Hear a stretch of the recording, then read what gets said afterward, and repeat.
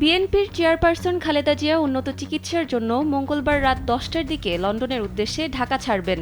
এরই মধ্যে তাকে যুক্তরাজ্যে নেওয়ার সব ধরনের প্রস্তুতি প্রায় সম্পন্ন। বিএনপি চেয়ারপারসনের প্রেস উইংয়ের সদস্য শামসুদ্দিন দিদার গণমাধ্যমকে জানান, সোমবার রাতেই কাতারের আমিরের পাঠানো বিশেষ এয়ার অ্যাম্বুলেন্স ঢাকায় পৌঁছায়। তার যাত্রার প্রস্তুতি প্রায় সম্পন্ন, এখন শুধুমাত্র সময়ের অপেক্ষা।